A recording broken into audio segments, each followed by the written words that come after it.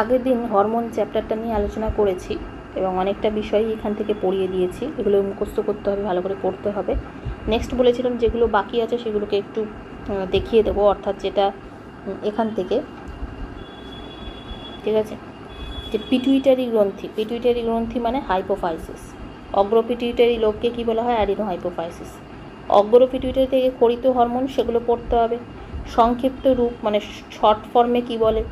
উৎপত্তি স্থান মানে কোথা থেকে উৎপত্তি করছে, আর প্রভাব মানে হচ্ছে কাজটা। নেক্সট হচ্ছে, তাহলে আমরা প্রথমে যেটা পড়বো সেটা হচ্ছে গ্রোথ হরমোন। তাহলে গ্রোথ হরমোনের ক্ষেত্রে কী হচ্ছে? সোমাটোট্রপিক হরমোন, এটাকে আমরা এসটিএইচ বলতে পারি, যে এসটিএইচ, অথবা আমরা বলতে পারি যে জিএইচ, গ্রোথ হরমোন এক কথায়। সোমাটোট্রপ থেকে বেরিয়ে আসে, বৃদ্ধি এবং কোষ বৃদ্ধিকে নিয়ন্ত্রণ করে, মনে রাখবে। বৃদ্ধি মানে আমাদের গ্রোথটাকে, আমরা যে লম্বা হব কি বেঁটে হব সেটা কিন্তু এই সোমাটোট্রপিক হরমোন। দেখবে কম বয়সে, মানে হচ্ছে যে প্রাপ্তবয়স্ক ক্ষেত্রে বলছি না, কিন্তু কম বয়সের ক্ষেত্রে, শিশু বয়সে যখন এই হরমোনটা ঠিকঠাক করিত না হলে সেক্ষেত্রে বামনত্ব রোগটা হয়, ডোয়ার্ফিজম। তাহলে গ্রোথ হরমোনের যদি কম ক্ষরণ হয় বা এসটিএইচের যদি কম ক্ষরণ হয় তাহলে যে রোগটা হয় সেটা হচ্ছে বামনত্ব। অত্যাধিক ক্ষরণ হলে জাইগান্টিজম বা অতিকায়ত্ত রোগ হয়। সেই জন্য বৃদ্ধিকে নিয়ন্ত্রণ করে এটা। আচ্ছা, নেক্সট কি? এগুলো সমস্ত কিন্তু অ্যান্টেরিয়র পিটুইটারি থেকে বা অগ্র পিটুইটারি থেকে বেরিয়ে আসছে। যেমন থাইরয়েড স্টিমুলেটিং হরমোন, অবশ্যই থাইরয়েড গ্ল্যান্ডে উদ্দীপিত করবে, মানে থাইরয়েড গ্রন্থি, এই যে গ্ল্যান্ড মানে গ্রন্থি, তাহলে থাইরয়েড গ্ল্যান্ডকে উদ্দীপিত করে। সেখান থেকে ট্রাইআইরোথায়োনিন মানে T3, আর থাইরক্সিন মানে অ্যাকচুয়ালি T4, ঠিক আছে।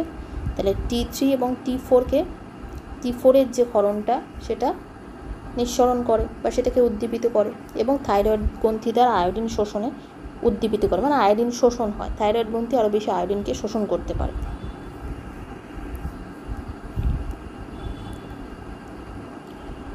নেক্সট হচ্ছে এসিটিএইচ, যেগুলো ইম্পর্টেন্ট এখানে। অ্যাডিনোকর্টিকোট্রপিক হরমোন, কর্টিকোট্রপিক মানে কর্টেক্স রিজিয়নের উপর ক্রিয়া করবে। খরিত হবে অ্যান্টেরিয়র পিটুইটারি থেকে, মানে অগ্রপিটুইটারি থেকে।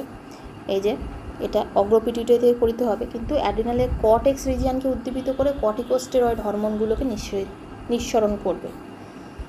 বিটা এন্ডরফিন, এটা আছে কর্টিকোট্রপ, এটা ব্যথার অনুভূতি কমায়। এটা পড়লেও চলবে, না পড়লেও চলবে, কিন্তু ওই প্রথমগুলো কিন্তু ইম্পর্টেন্ট। এরপরের ইম্পর্টেন্ট ভেরি এটা হচ্ছে follicle stimulating hormone. Follicle stimulating হরমোনকে আমরা বলে থাকি এফএসএইচ, ঠিক আছে। এটা কি করে? এর ফাংশনটা পড়তে হবে, যে আইসিএসএইচ মানে ইন্টারস্টিশিয়াল সেল স্টিমুলেটিং হরমোন, ঠিক আছে। এটা কোথা থেকে বেরিয়েছে? এটা হচ্ছে গোনাডোট্রপ, ঠিক আছে। গোনাড থেকে বেরিয়ে আসবে, ডিম্বাশয় থেকে যেমন বেরিয়ে আসে। আমরা জানি যে ডিম্বাশয়ের মধ্যে, ঠিক আছে, যে ফলিকল মানে হচ্ছে গ্রাফিয়ান ফলিকল, এগুলো হয়তো তোমরা পড়োনি বা অনেকে জানো না। সেই ডিম্বাণুটাকে ম্যাচিওর হওয়ার জন্য কিন্তু এই ফলিকল স্টিমুলেটিং হরমোনটা অনেক কাজ আছে, অনেক কার্যকারিতা আছে, ঠিক আছে।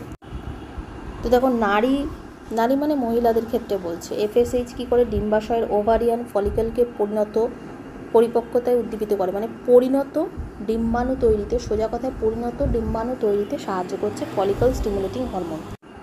আইসিএসএইচ দেখো সেমনিফেরাস টিবিউল থেকে বেরিয়ে আসছে, এটাও আমি পড়াবো যখন রিপ্রোডাকশন পার্টের মধ্যে ঢুকবো, তখন কিন্তু এগুলো পড়াবো। তখনই এটা ক্লিয়ার হয়ে যাবে যে সেমনিফেরাস টিবিউলটা কোথায় থাকে, ঠিক আছে। সেই সেমনিফেরাস টিবিউলের পরিপক্কতায়, অর্থাৎ সেটাকে ম্যাচিওর হতে উদ্দীপিত করে। পরিপক্কতা কথার অর্থ হচ্ছে ম্যাচিওর হওয়া। এবং স্পার্মাটোজেনেসিস প্রক্রিয়াকে উদ্দীপিত করে। মানে কি? স্পার্মাটোজেনেসিস প্রক্রিয়া কী হয়? স্পার্ম প্রোডাকশন হয়, শুক্রাণু উৎপন্ন হয়।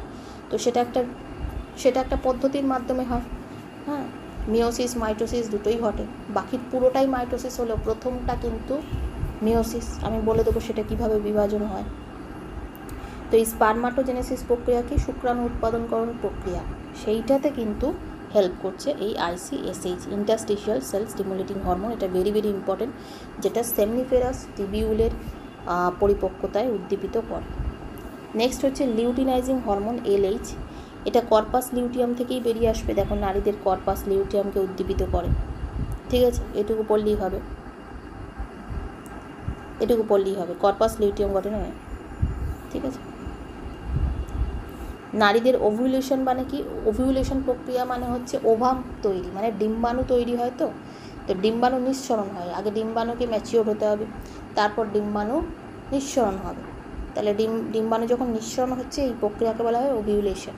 তাহলে এই যে ওভিউলেশন প্রক্রিয়া সেটাকে কী করবে, উদ্দীপিত করে হচ্ছে এই লিউটিনাইজিং। এটা কিন্তু মনে রাখতে হবে মেনলি কর্পাস লিউটিয়াম থেকে বেরিয়ে আসছে কিন্তু, ঠিক আছে, কর্পাস লিউটিয়াম, এই যে কর্পাস লিউটিয়াম, এটা ভেরি ভেরি ইম্পর্টেন্ট, এই যে এই লাইনটা, হ্যাঁ, গঠনে উদ্দীপিত করে বা এখান থেকেই কিন্তু সিক্রেশনটা মেন হয়, ঠিক আছে। এগুলো কিন্তু আলোচনা করতে হবে আলাদা করে, এগুলো বিষয়গুলো বলে দেবো। নেক্সট হচ্ছে প্রোল্যাকটিন। প্রোল্যাকটিন আমরা জানি যে দুগ্ধ নিঃসরণকারী হরমোন একটা, এবং দেখবে যে দুগ্ধ সংশ্লেষে এটা উদ্দীপিত করে স্তনগ্রন্থি থেকে। ম্যামারি গ্ল্যান্ড মানে স্তনগ্রন্থি, এই যে ম্যামারি গ্ল্যান্ড, ঠিক আছে। আর একটা বলছে রাগ মোচনে সহায়তা করে, এটা নট সো ইম্পর্টেন্ট, বাট স্তনগ্রন্থি থেকে দুগ্ধ নিঃসরণে সহায়তা করে, এটা কিন্তু ইম্পর্টেন্ট। এই যে প্রোল্যাকটিন হরমোন, এই যে প্রোল্যাকটিন, প্রোল্যাকটিন,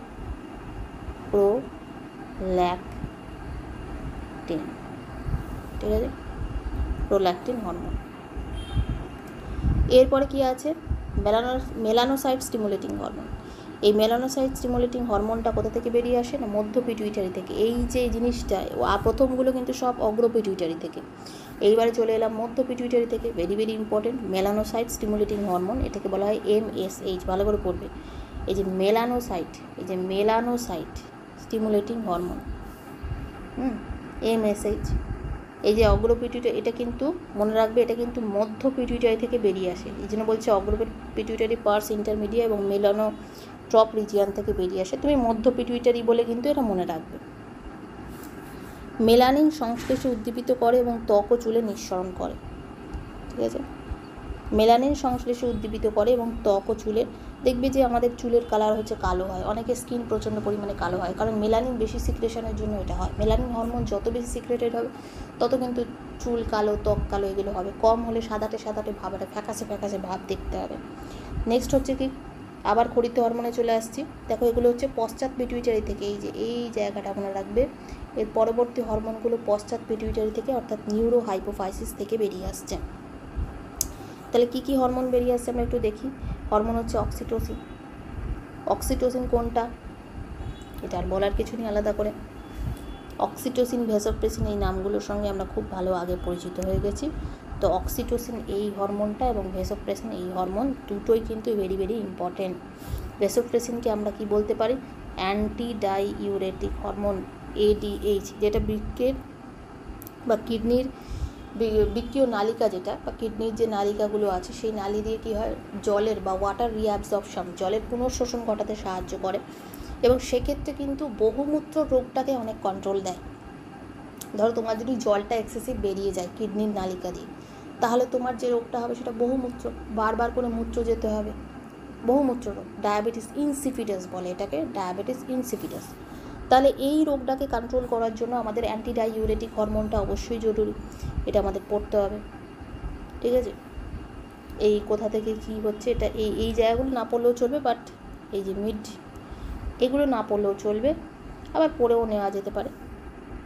মেন কাজটাও আমরা অক্সিটোসিনের ক্ষেত্রে জরায়ুর সংকোচন ঘটায়। দেখবে যে যখন প্রজননকাল বা প্রজনন সময় আসছে, মানে যখন আমাদের বাচ্চা প্রসবের সময়, তখন কিন্তু জরায়ুর সংকোচন ঘটাতে সাহায্য করে। সংকোচন ঘটালে কী হবে, বাচ্চা ঠিকঠাকভাবে ডেলিভারি হবে, ঠিক আছে।